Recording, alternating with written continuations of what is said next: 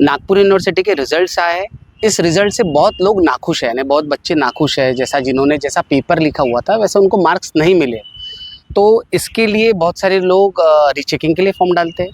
Rechecking के साथ साथ अगर आपको दूसरी एक फॉर्मेलिटी अगर हम समझाएं तो आपके आंसर शीट की कॉपी देखना, ये एक आपकी बहुत बड़ी फैसिलिटीज़ है। उसमें आप चेक कर सकते हो कि ये हमें जो मार्क मिले हैं, हमने जैसा पेपर लिखा है हमें वैसे ही मार्क मिले हैं क्या, कहीं काउंटिंग में तो गलती नहीं हुई है, कोई पेज छूटा हुआ तो नहीं है, या कोई पेज स्कैनिंग में कटा हुआ तो नहीं है।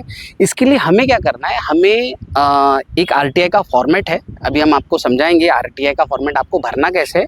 और ये है, उसके बाद मिलेगी आपको आंसर शीट की कॉपी। ये आंसर शीट की कॉपी है और ये कॉपी हमने जिनसे ली है उनसे हमने अथॉरिटी ले ली है कि हम आपकी ये जो कॉपी हम दिखाने वाले हैं। अदरवाइज़ आप ऐसा किसी के भी कॉपी शो नहीं कर सकते। चलो देखते हैं कि आरटीआई का फॉर्म भरते कैसे हैं। जैसे अभी हमने आपको बताया था कि आपको आंसर शीट की कॉपी मिलाना, ये है आपकी आंसर शीट की कॉपी और ये है आपका फ्रंट पेज। इस पर आप देख सकते हैं कि क्वेश्चन के अनुसार यहाँ पे मार्क्स दिए हुए, तो आपको मार्क्स वैसे टैली करने। ये आरटीआई के तहत ये कॉपी निकाली गई है नागपुर यूनिवर्सिटी की, आप ये देख सकते हैं और आप ये पूरा चेक कर सकते हैं। इसमें आपको पूरा दिख सकता है। कभी कभी ऐसा होता है कि स्कैनिंग में आपकी कॉपी कटी रहती है, या आपकी यहाँ पे जो मार्क की जो टैली है वो टैली आपकी परफेक्ट नहीं आती है। जैसा आपको अगर मार्क मिले, आपको मान के चलो 20, और यहाँ पे जो टैली है वो टैली बता रही है कि आपको मार्क मिले 28, तो आप उस समय पे ऑब्जेक्शन ले सकते हो। ठीक है, अब हम आपको बताएंगे, ये आपकी आंसर शीट की कॉपी हो गई। अब हम आपको बताएंगे ये आरटीआई का फॉर्मेट। ये जो आरटीआई का फॉर्मेट है ये हमने स्पेशली बनाया है। इसकी आरटीआई की कॉपी हमारे आईडी पे उपलब्ध है। और हम आपको ये बात बताना चाहेंगे कि आरटीआई की जो कॉपी है हमने स्पेशली आंसर शीट की कॉपी स्टूडेंट को मिले इसलिए हमने प्रिंटेड बनाई है। और हमने ये बनाई है छत्रपति शिवाजी विद्यार्थी संघ के द्वारा, ताकि स्टूडेंट को मदद होए। तो आप देख सकते हैं कि इसमें लिखा है जोड़ पत्र अ। और आपको सबसे पहले ये बात बता दें कि ये जो आरटीआई है ये नागपुर विद्यापीठ के लिए नहीं है, ये पूरे देश के लिए है। इससे आप कोई भी जानकारी मंगा सकते हैं, पर फिलहाल हम इसमें आपके आंसर शीट की कॉपी की बात कर रहे हैं। तो ये जोड़ पत्र अ है और यहाँ पे आपको लगाना है 10 रुपये की कोर्ट स्टैम्प फ़ी। अब ये कोर्ट स्टैम्प फ़ी कहाँ मिलेगी?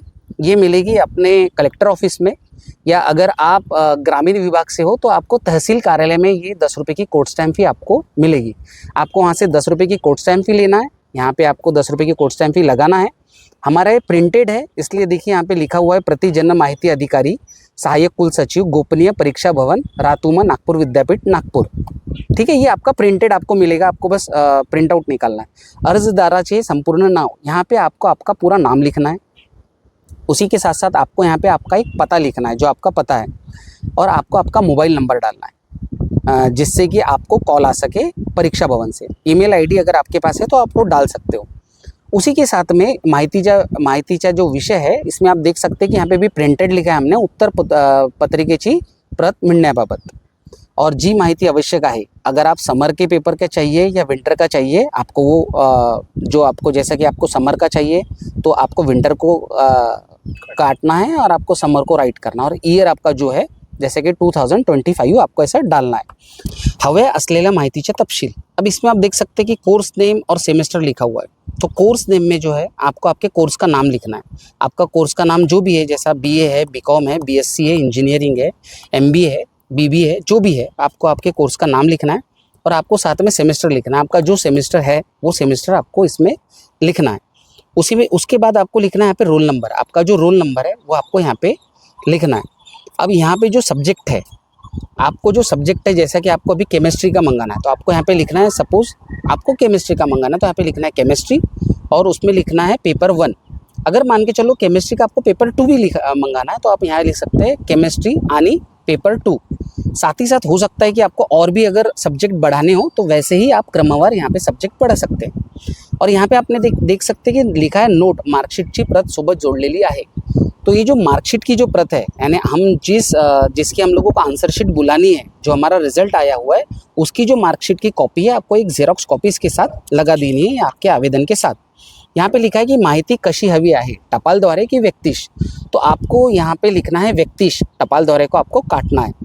फिर 7वें नंबर पे देख सकते हैं आप, यहाँ लिखा है कि अर्जदार दारिद्र्य रेषेखालील आहे काय। यानी आप अगर बीपीएल हो तो जैसा कि आप अगर एक पेपर मंगा रहे हो तो आपको लगेंगे कुल 80 रुपये। तो 80 रुपये में आपको, अगर आप बीपीएल हो तो आपको वो 80 रुपये नहीं देने। या 2 पेपर के आप मंगा रहे हो तो 160 रुपये लगेंगे, तो आपको 160 नहीं देने अगर आप बीपीएल आ रहे हो।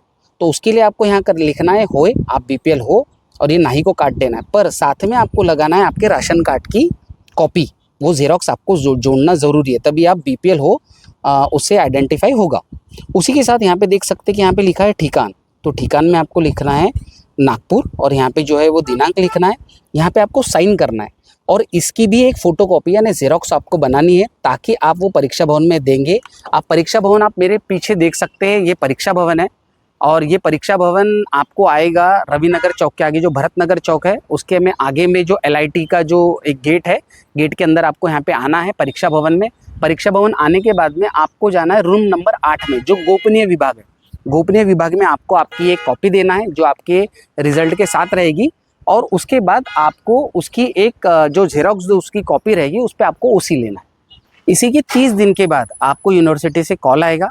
कॉल में आपको बुलाया जाएगा कि आपकी आंसर शीट की जो कॉपी है, जैसा कि ये कॉपी है, ये कॉपी आपकी रेडी हो चुकी है, तो आपको वापस 8 नंबर में जाना है। 8 नंबर में जाने के बाद में आपको वहाँ पे चालान दिया जाएगा, जो भी आपका, जैसा पेपर 1 है तो 80 रुपये का, 2 है तो 160 रुपये का।